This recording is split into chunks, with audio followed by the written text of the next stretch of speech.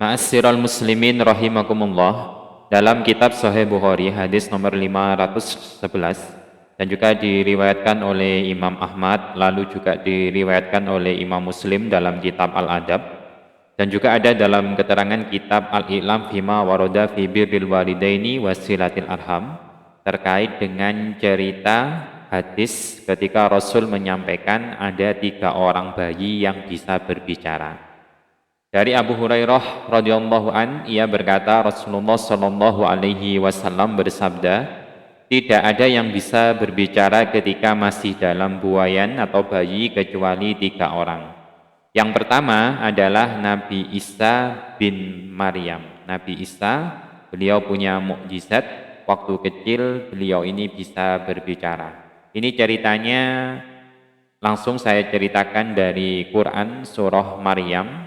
Bisa kita lihat misalnya ketika Nabi Isa membela ibunya Siti Maryam ketika ibunya dituduh berzina. Padahal Siti Maryam tidak pernah berzina dan Nabi Isa memang adalah seorang bayi yang dilahirkan tanpa seorang ayah. Langsung saya baca di Qur'annya, fakuli washrobi wa qarri aina fa imma tarayinna minal bashari ahadam fakuli inni nadartu lirrahman, yang artinya kurang lebih, waktu itu Siti Maryam nadar kepada Allah, beliau ini puasa ngomong, sehingga ketika orang bertanya kepadanya, Siti Maryam ini tidak mau menjawab karena beliau ini puasa ngomong. Kemudian dilanjutkan, fa'atat bihi qaumaha tahmilu qalu ya Maryamu laqad ji'ti syai'an fariya. Kemudian Siti Maryam ini membawa bayinya Nabi Isa kepada kaumnya sambil menggendongnya. Kemudian kaumnya justru berkata kepada Siti Maryam, wahai Maryam, kamu telah membawa sesuatu yang mungkar, yang dimaksud adalah bayi. Ya ukhta Harun ma kana abuki imra'a saw'in wa ma kanat ummuki bahiyya.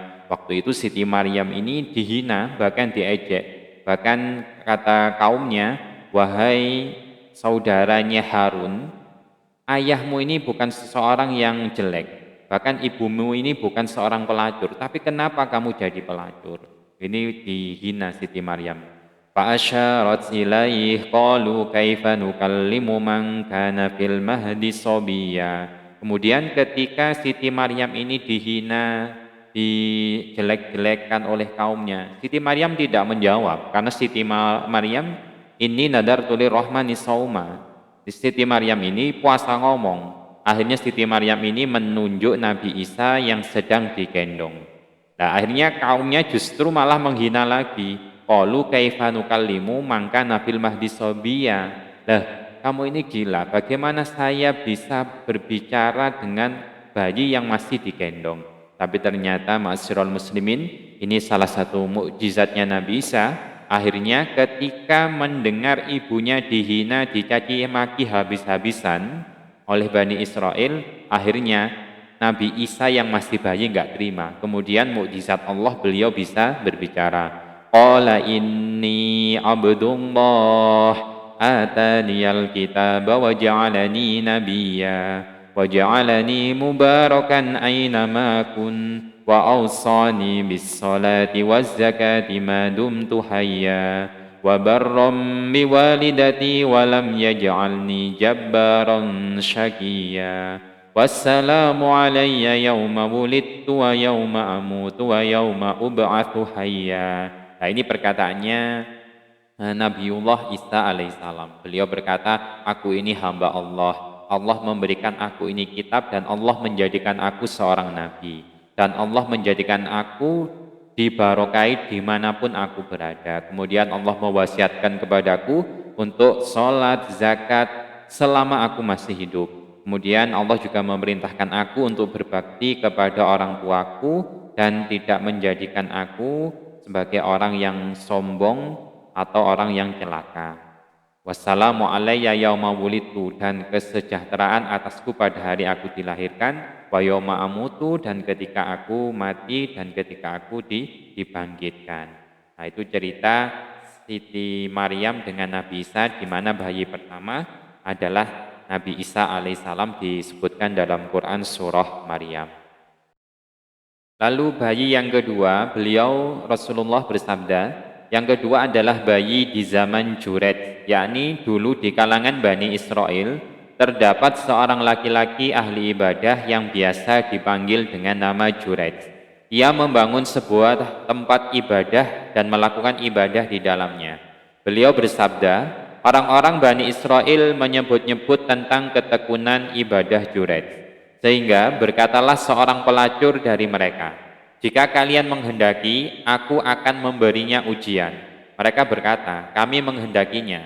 Beliau bersabda, perempuan itu lalu mendatanginya dan menawarkan diri kepadanya, tetapi Juret tidak memperdulikannya. Lalu ia berzina dengan seorang pengembala yang meneduhkan kambing gembalaannya di tempat ibadah Juret.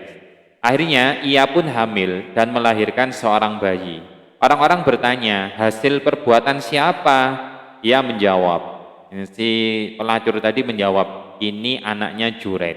Maka mereka mendatanginya dan memaksanya turun, mereka mencaci dan memukulinya, serta merobohkan tempat ibadahnya. Juret bertanya, apa yang terjadi dengan kalian? Mereka menjawab, engkau telah berzina dengan pelacur ini sehingga ia melahirkan seorang bayi. Ia bertanya, di mana bayi itu? Mereka menjawab, itu dia. Beliau bersabda, Juret selalu berdiri dan sholat kemudian berdoa. Setelah itu ia menghampiri sang bayi lalu mencoleknya dengan jarinya seraya berkata, demi Allah wahai bayi, siapa ayahmu? Sang bayi menjawab, aku adalah anak tukang gembala. Serta-merta orang pun menghambur kepada Juret dan menciuminya. Mereka berkata, kami akan membangun tempat ibadahmu dari emas. Lalu Juret menjawab, aku tidak membutuhkan yang demikian, tetapi bangunlah ia dari tanah sebagaimana semula. Ini bayi yang bisa ngomong, yang kedua zamannya ahli ibadah yang bernama Juret. Lalu beliau bersabda, ini bayi yang ketiga. Ketika seorang ibu memangku anaknya untuk menyusui, tiba-tiba lewat penunggang kuda yang mengenakan pakaian yang indah. Maka sang ibu pun berkata, ya Allah, jadikanlah anakku seperti dia. Beliau Nabi Muhammad bersabda, maka bayi itu meninggalkan tete ibunya dan menghadap kepada penunggang kuda seraya berdoa, ya Allah, jangan engkau jadikan aku seperti dia. Lalu bayi itu kembali menyusu kepada ibunya. Abu Hurairah radhiyallahu an berkata, seakan-akan aku masih melihat Rasulullah Shallallahu alaihi wasallam menirukan gerakan si bayi. Beliau meletakkan jari beliau di mulut lalu menghisapnya. Ini kalau dalam riwayat ilmu hadis namanya hadis musalsal. Lalu beliau Nabi Muhammad bersabda, lalu ibunya melewati seseorang wanita hamba sahaya yang sedang dipukuli. Sang ibu berkata, ya Allah, jangan engkau jadikan anakku seperti dia. Lalu Nabi Muhammad bersabda, bayi itu lalu meninggalkan tete ibunya dan menghadap kepada wanita hamba sahaya itu seraya berdoa, ya Allah, jadikanlah aku seperti dia. Beliau Nabi Muhammad bersabda, pada saat itu terjadilah dialog antara sang ibu dengan bayinya. Sang ibu berkata kepada anaknya, di belakangku berlalu seorang penunggang kuda yang mengenakan pakaian yang indah. Lalu aku berkata, ya Allah, jadikanlah anakku seperti dia. Lantas engkau berkata, ya Allah, jangan engkau jadikan aku seperti dia. Lalu aku berlalu di hadapan wanita hamba saya ini dan aku katakan, ya Allah, jangan jadikan anakku seperti dia. Lantas engkau berkata, ya Allah, jadikanlah aku seperti dia. Bayi itu berkata, wahai ibu, sesungguhnya penunggang kuda yang mengenakan pakaian yang indah itu adalah orang yang sombong dan zolim, yang suka menindas orang. Sedangkan terhadap hamba sahaya wanita itu, orang-orang berkata dia berzina, padahal ia tidak berzina. Orang-orang berkata dia mencuri, padahal dia tidak mencuri. Sedang hamba sahaya tersebut berkata, cukuplah Allah sebagai pelindungku, wa kafa billahi waliya. Ini terkait dengan hadis Nabi Muhammad bercerita ada 3 bayi yang bisa berbicara di waktu masih dibawa atau dibuai oleh ibunya. Yang pertama Nabi Isa, yang kedua bayi pada zamannya Juret, kemudian yang ketiga bayi yang digendong oleh ibunya, yang ceritanya yang telah saya ceritakan. Wallahu a'lam bisihhati hadhil hikayah.